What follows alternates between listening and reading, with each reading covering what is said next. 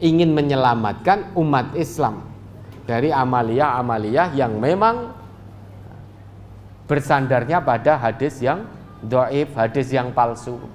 Maka dituliskan itu, dikumpulkan, ada al-maudu'at, kumpulan hadis-hadis palsu, ada ad-du'afa, kumpulan hadis-hadis dhaif. Lah kita umat Islam sekarang melihat itu, oh ternyata ini palsu, ternyata ini dhaif, tidak bisa kita amalkan.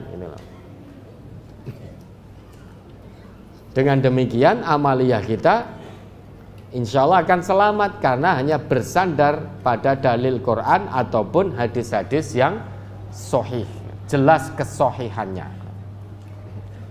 Tapi kalau ulama Sunda peduli, bukan dari Nabi, katakan dari Nabi. Tujuannya biar umat Islam menyimpang dari ajaran Nabi.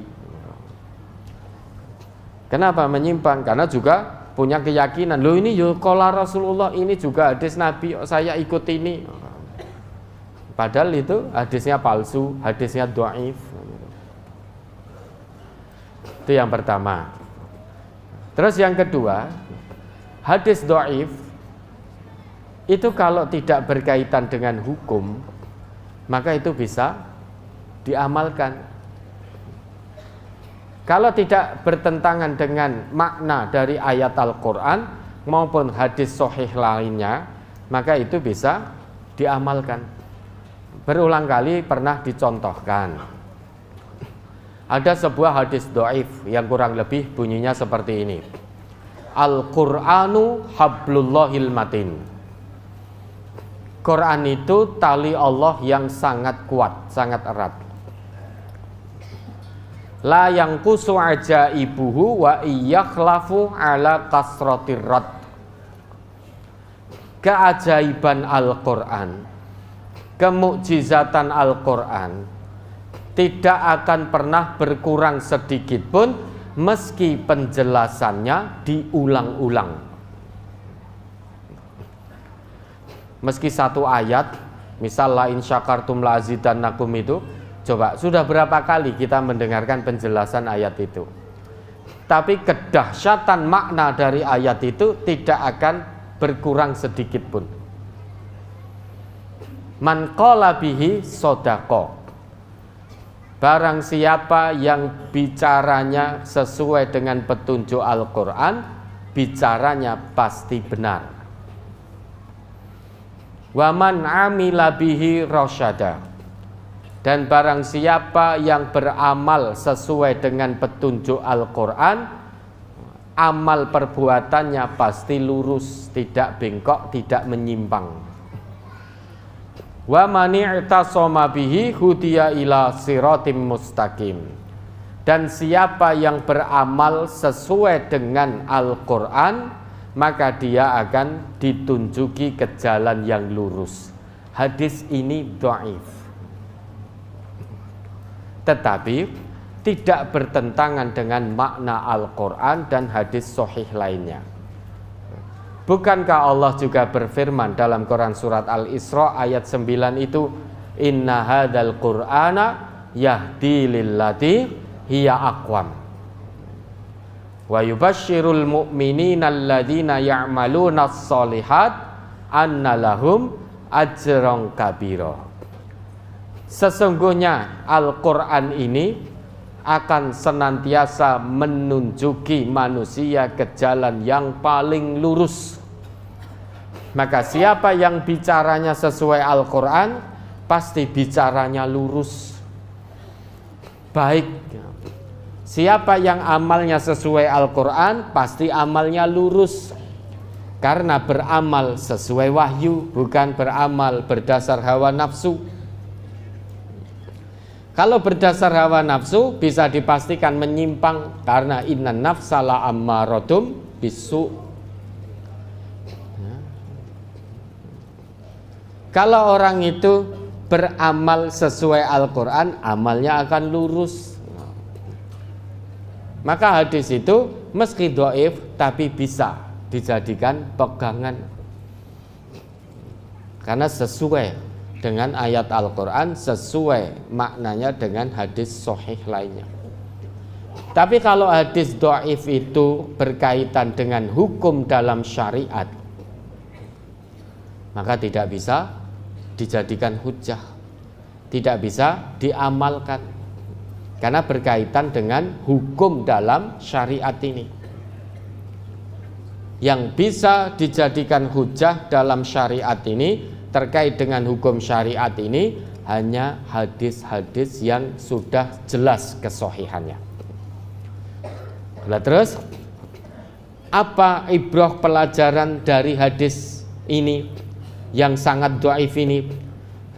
Di sini dijelaskan, di sini tersebut bahwasanya Nabi bersabda, man ata alaihi arba'una sanatan falam yaglib khairuhu syarrahu falyatajahhaz minan nar, falyatajahhaz ilan nar.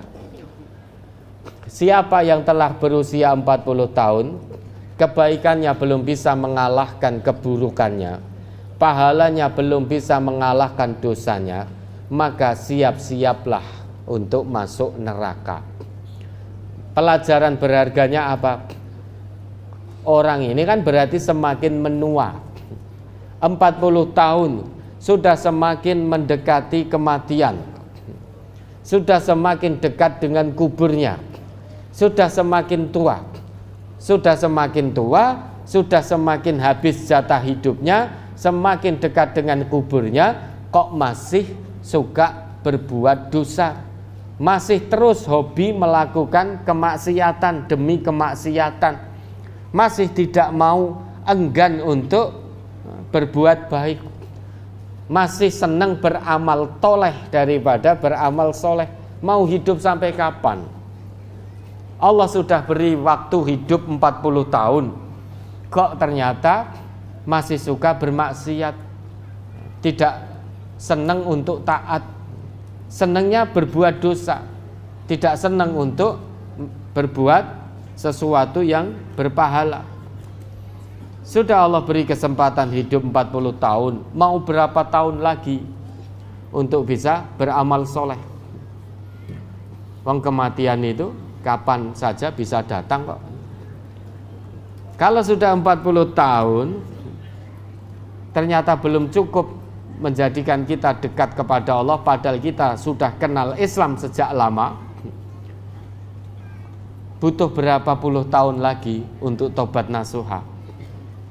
Ini artinya jangan ditunda-tunda untuk berbuat baik, jangan ditunda-tunda untuk beramal soleh. Semakin bertambah usia, harusnya semakin dekat kepada Allah, bukan semakin jauh dari Allah. Ya, ada lagi? Sebetulnya berkaitan dengan brosur masih lumayan, Ustaz. Tapi kita lanjut di minggu yang akan datang. Oh ya, kita selesai jam berapa toh ini nanti? 11 kok ya. Nanti kalau lanjut dengan ridho. Janji itu hutang kok ya. Ya. Baik, terus? Ya, dan pada kesempatan yang mulai ini hadir di tengah-tengah kita saudara-saudara kita dari Lampung dan Sumatera Selatan sejumlah 947. Maka pada pagi ini kita akan beri kesempatan kepada saudara-saudara kita yang dari Sumatera Selatan dan dari Lampung untuk bisa bertanya langsung kepada Al-Ustadz. Sementara kalau nanti masih ada waktu, ya dari daerah yang lain atau rombongan yang lain. Baik, ini Lampung Raya dan Sumatera Selatan loh ya. Yang bukan dari Lampung tahan dulu, jangan pegang mic dulu ya. Ini kita prioritaskan dari Lampung Raya dan Sumatera Selatan. Baik, Bapak Ibu yang dari Lampung dan Sumatera Selatan silahkan menyebutkan nomor mic dulu. 11 5 10 8 16 ya. 11 5 10 8 dan 16. Mudah-mudahan nanti waktunya cukup. Baik, kita awali dari nomor mic 11. Dipersilahkan. Satu lagi. Silahkan Ibu. Assalamualaikum warahmatullahi wabarakatuh. Waalaikumsalam warahmatullahi wabarakatuh. Perkenalkan, nama Ibu Sariah dari Lampung Barat, Ustadz. Oh ya, Ibu Sariah ya, dari Ya. Lampung Barat. Mari Ibu. Ini mohon diterangkan Quran surat Az-Zumar ayat 23 dan Quran surat Al-Waqiah ayat 79. Dan apakah ada doa khusus untuk kita melaksanakan sholat supaya sholat kita itu khusyuk, Ustadz? Soalnya kalau mulai sholat Allahu Akbar, pikiran kita kemana-mana melayang gitu. Iya. Terus kita sudah berusaha semaksimal untuk menarik ingatan kita untuk mengingat Allah. Terus bagaimana caranya kita membentengi diri untuk menghindari dari gibah? Itu aja, Ustadz. Ya. Terima kasih atas jawabannya. Assalamualaikum warahmatullahi wabarakatuh. Waalaikumsalam warahmatullahi wabarakatuh. Mari coba dibaca itu Az-Zumar ayat 23, surat ke-39. Surat ke-39 ayat 23. Allahu nazzala ahsanal hadisi kitaban mutasyabihan masaniya taqsya'irru minhu juludul ladzina yakhshawna rabbahum summa talinu juluduhum wa qulubuhum ila dzikrillah dzalika hudallahi yahdi bihi man yasha' wa may yudlilillahu fama lahu min had. Allah telah menurunkan perkataan yang paling baik, yaitu Al-Quran, yang serupa mutu ayat-ayatnya lagi berulang-ulang. Gemetar karenanya kulit orang-orang yang takut kepada Tuhannya, kemudian menjadi tenang kulit dan hati mereka di waktu mengingat Allah. Itulah petunjuk Allah. Dengan kitab itu dia menunjuki siapa yang dikehendakinya, dan barang siapa yang disesatkan Allah, maka tak ada seorang pun pemberi petunjuk baginya. Mari Al-Waqiah 79. La yamassuhu illal mutahharun. Tidak menyentuhnya kecuali hamba-hamba yang disucikan. Kembali coba Bapak Ibu perhatikan di Az-Zumar 23 tadi ya.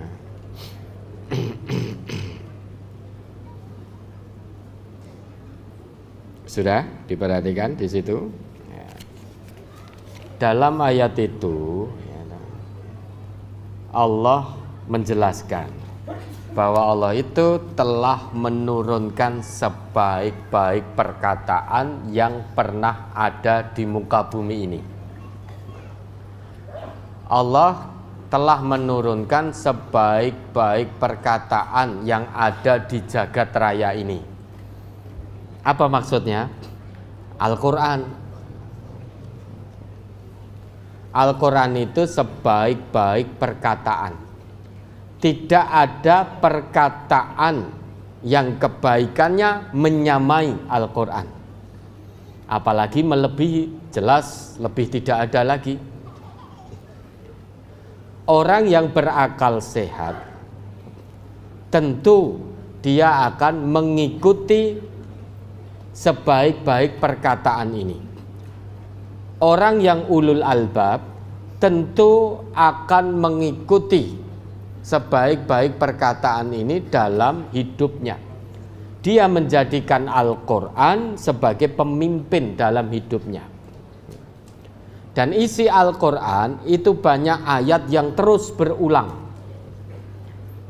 Bukan berarti ayat yang berulang-ulang itu maknanya sama, bukan. Meski redaksinya sama, tapi punya makna yang berbeda. Seperti ayat fabi ayyi alai rabbikuma tukadziban. Berapa kali itu diulang? 31 kali atau berapa kali begitu. Setiap pengulangan ini konteksnya berbeda.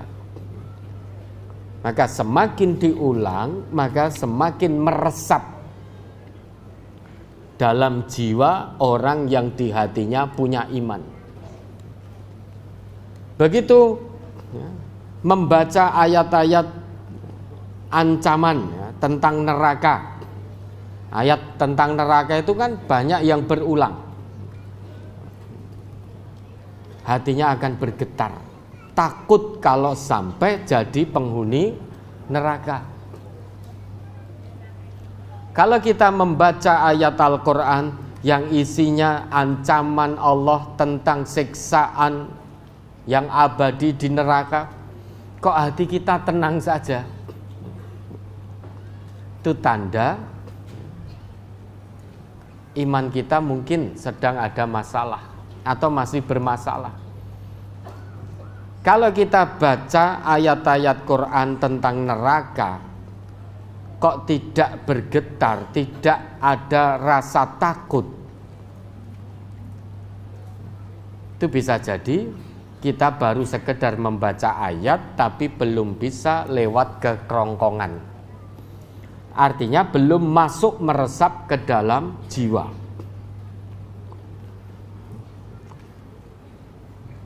Orang kalau membaca ancaman tentang neraka itu melewati kerongkongannya, dia tentu akan berusaha menjauhkan diri dari neraka tersebut. Dengan apa? Akan berusaha untuk berbuat taat kepada Allah, tidak berbuat maksiat.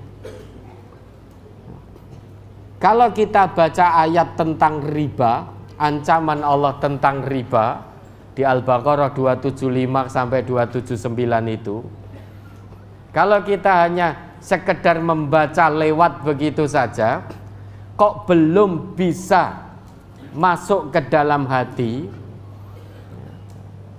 ya tentu akan terus melakukan riba. Karena bacanya ayat hanya dengan mata di kepala, bukan dengan mata hati. Maka orang Islam itu membaca ayat Al-Quran harusnya tidak hanya dengan mata di kepala. Mata di kepala boleh tidak melihat, tapi mata hati harus tetap melihat. Bacalah ayat-ayat Allah selain dengan mata di kepala, juga dengan mata hati. Yang paling penting membaca ayat Allah ini dengan mata hati. Kalau kita baca Al-Quran dengan mata hati, tentu kita akan bisa mengambil ibrah pelajaran dari tiap-tiap ayat yang kita baca. Begitu ketemu ayat tentang tinggalkan riba, karena riba itu akibatnya jadi musuh Allah dan Rasulnya. Riba itu kesudahannya di neraka selama-lamanya, dinyatakan perang melawan Allah dan Rasulnya. Kalau kita baca ayat itu dengan mata hati, tentu akan bergetar hati kita. Apalagi saat kita baca ayat itu, kita juga terlibat dengan praktek ribawi, maka akan ketakutan, akan bergetar. Kemudian ketika bergetar, takut, terus tinggalkan riba, ikuti petunjuk Allah sebaik-baik perkataan ini, maka hati kita akan merasa tentram. Coba buktikan saja. Ketika masih terlibat praktek ribawi sama hijrah dari riba, hati itu tenang tanpa riba. Kenapa kok tenang? Karena tanpa riba itu berarti mengingat Allah, mengikuti apa yang menjadi perintah Allah. Ala bidzikrillahi tatma'innul qulub. Ingatlah, dengan banyak mengingat Allah, hati seseorang itu akan tenang. Ya. Meski lesannya terus mengingat Allah, tapi kalau prakteknya jauh dari petunjuk Allah, hati tetap tidak tenang. Yang dimaksud bidzikrillah tatma'innul qulub itu, selain lisan itu mengingat Allah, juga diikuti dengan perbuatan lurus, tegak lurus dengan petunjuk Allah, baru hati akan tenang. Dengan kata lain, mengikuti Al-Quran, orang itu hatinya akan tenang meski tidak punya kekayaan yang melimpah. Itu ketetapan Allah dalam Quran surat Az-Zumar 23 tadi. Maka kita Bapak Ibu baca Quran ini jangan hanya sekedar dibaca, tapi pahami, dikaji. Jadi ngaji sak maknane. Ngaji sak maknane itu berarti harus menyertakan mata hati untuk membaca tiap-tiap ayat Al-Quran. Begitu membaca la taqrabuz zina, pada waktu membaca itu ternyata sedang melakukan pergaulan bebas. Ancamannya innahu kana fahisyatan wa sa'a sabila. Mendekati zina saja itu perbuatan keji dan jalan yang sangat buruk.